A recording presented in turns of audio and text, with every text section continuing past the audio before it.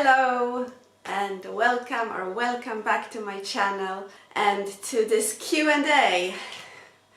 Some time ago I wrote on my community page on my YouTube channel, so you will also see on the screen where it is if you don't know about this function on my YouTube channel. I have a community page where I can post different things, ask questions, do polls, etc. So some time ago I asked you to ask me any questions you have for me or Bola, my husband, and I got some questions. I also did the same poll over on my Instagram, so you can also follow me. If you would like, you will see my Instagram in the description box below this video, also on the screen. And I got a few questions on Instagram as well. And one more thing, I also made a poll about Patreon and someone wasn't interested, a few people were, so I will start a Patreon, but that will be later this summer, probably in August or so, and I will let you know when I do. So let's not delay this, but hop right into your questions. I've written down the questions here to make it easier for me. So, have you been to the USA or do you ever plan to visit? I've been to the USA once in my life with my sister, and it was an amazing experience.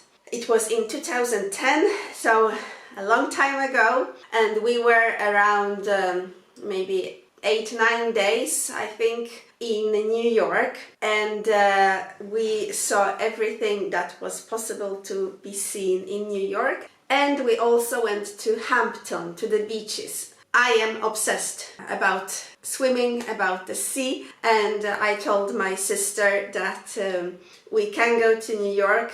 I wanted to, but I said we have to squeeze in some swimming, some ocean. So we went to the Hampton, to the beaches. We traveled by train and spent the day there and went back to our hostel in New York. I loved it. I remember it very fondly. I would love to come back to the USA and see the parks, the national parks, Yellowstone, or see Utah, Colorado, Wyoming, but I don't know, and I don't think it's ever going to happen. I don't think so. I actually have a secret dream, and that is to do a through hike. Something you don't know about me is that I watch some YouTubers who do a through hike of the PCT, the Pacific Crest Trail, or Appalachian Trail, the AT. And my dream is to make a through hike, but not such long, but even for a week or for a few weeks. I would love that, and I would love to see the nature in the USA, but I doubt now, with the times we live in, that it's ever going to happen. But who knows? What are one or more things you miss about the countries you lived in? I have lived in Sweden, and I have also lived in the UK, in London. So, Sweden, I miss the tranquility. Sweden doesn't have as many people living as in Poland. Sweden has a much more secure social system, so you feel taken care of by the government, which is both good and bad. I'm not saying it's only positive, not at all, but they make sure you have all your documents, they remind you about things. There is no such thing here in Poland, so you have to remember, fight, and sometimes quarrel your way through the different institutions, as I've once mentioned in my video about things that shock me in Poland. So I miss the tranquility in Sweden. It's all of these things, the peace, the nature, the social system. I also miss Swedish breakfast food. And I miss the lakes in Sweden. They have the most amazing lakes everywhere, spread everywhere, even in the capital, in Stockholm. You can take a dip almost whenever you want, and they are so beautiful, so calm. and I've always felt at peace at the lakes in Sweden. And there are three things that I miss about UK as well, and that would be the architecture, the sights you can see. They have so many beautiful buildings, castles, museums, walls, just so many things to see, even in London. Around London, the parks, the architecture is so beautiful, the churches, I love that style, so I miss that very much. I loved to go and visit all these things when I lived there. I also miss small dainty shops, like the touristy shops. I know it might sound weird, but they have very nice souvenirs in UK, in England, all over UK. Not like trinkets, not like junk, but really nice things. Like I bought a beautiful scarf or a kitchen towel. I don't know, I just loved those shops, and I did buy a few things when I was there and when I traveled later, so I miss that. And I also miss UK at Christmas time, the Christmas fairs, the markets, and the atmosphere during Christmas. There is no other country in the world that has such a Christmassy atmosphere. Do me or my husband have siblings? I already mentioned I have a sister, so I have an older sister and a younger brother, and Bola has an older sister and a younger sister. Do you drive? I have a driving license, but I don't drive. And that will have to change. I took my driving license in 2012, I think. Yes, and I didn't have any car then, and there was no way I could practice. So I took my driving license. It wasn't easy for me. I didn't pass the exam for the first time, not the theoretical exam, nor the practical, so I had to do both. And so some years passed, and I married Bola, and he took his driving license in 2017, and then we bought a car later, a second-hand car. But since he was a beginner, there was also no way for me to practice, and I got more and more scared. But now when we move to the countryside, I will have to use the car to drive to the shops or to the church. I might take the bike in the summer and so on, but I have to be able to drive at least some small distances if I have to. So keep your fingers crossed for me. Will you work remotely in the cottage? That is what I hope for, and I think it's going to work. My goal is, as you know, to earn some money on YouTube and have it as my side job, and I'm coming closer and closer to this goal, which I am happy about, and you're helping me with, so thank you. But also I work from home at the moment, mainly as a translator. And recently we had discussions at my work about going back to the office, but a lot of us in our team, we have a bigger team, were protesting against that together with me. Very vocal protests, and luckily they listened to us, and it looks for now that for an indefinite time we can work from home, which is wonderful, because it wouldn't work to commute back to Warsaw to work in the office here in Warsaw in the job I have. If that was the case, then I would have to find a work there in the countryside. So, how did Bola and me meet? That is a long story. It's an exciting story, but I'm going to do the very short version. I will leave the long story maybe for another time.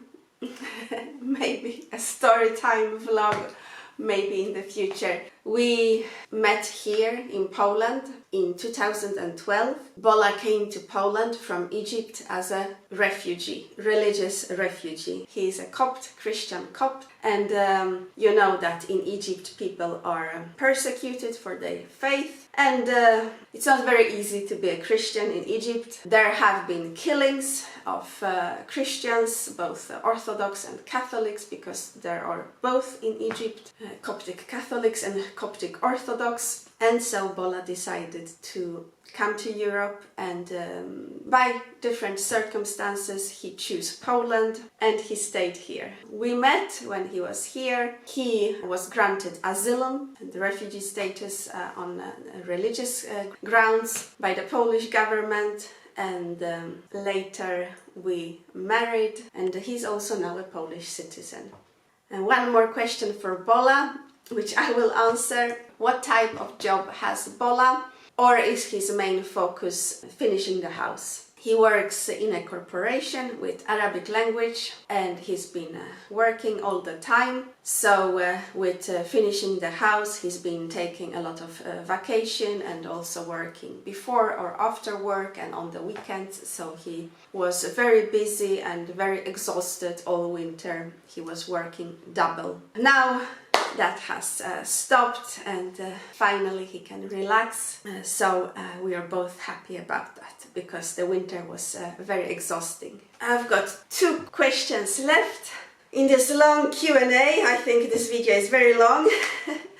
One question is, are Ukrainian people more religious than Polish people, than Poles? No, I wouldn't say that. I also read some statistics, and Ukrainians are religious, but Poland is probably still the most religious country in Europe. Ukrainians are mainly Orthodox, Russian Orthodox. There are some Catholics, mainly Greek Catholics, but also Roman Catholics.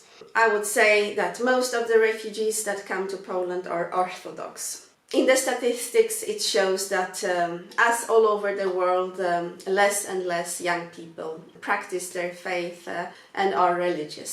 But Ukrainians are still a very religious country, very religious Orthodox country, as Poland is mainly a very religious Catholic country. They are maybe on the same level, or one is a little bit more than the other. I think Poland has still the highest percentage of religious people, of practicing people in Europe. And the second question is the effect of the refugees in Poland, what happens with them, etc. So by now we've had almost 3 million people traveled through our country. Around 1 million has stayed, or maybe less, but around 1 million so far after 2 months of war, or a little bit more. What I see is that there are Ukrainians everywhere. They are absolutely everywhere. I hear Ukrainian everywhere, or Russian, because a lot of Ukrainians speak Russian as well. A lot of the women who have fled to Poland have gotten jobs here, so they work in the supermarkets. I think that will lead to unemployment both for Ukrainians and for Polish people. The inflation here is galloping, but I think it's all over the world. But I think that is also one of the effects, that things are getting more and more expensive. One effect could be that it will be more difficult for Polish people to get jobs, especially those lower paying jobs, because they will be all taken by Ukrainians. So the unemployment will probably rise, and we'll see that very soon. One thing that Polish people did was that a lot of people, families, singles, took in Ukrainian people for the first few weeks, and that has never happened in the history before that a country has taken in. So Ukrainians were living in apartments with Polish people, but in the long term they are all looking for apartments. So one more effect is that real estate market and that apartments are almost all gone from the market. When a person I know wanted to rent their apartment, they had 100 people calling within minutes. to try and rent that apartment. So it will be also very difficult to find apartments to buy possibly or rent in the future. That's all for today. Thank you very much for giving me your questions. I enjoyed answering them, and if you have any more questions in the future, do leave them in the comments. I will collect them and make another Q&A in the future. Thank you very much for watching, and I will see you in my next video. Bye!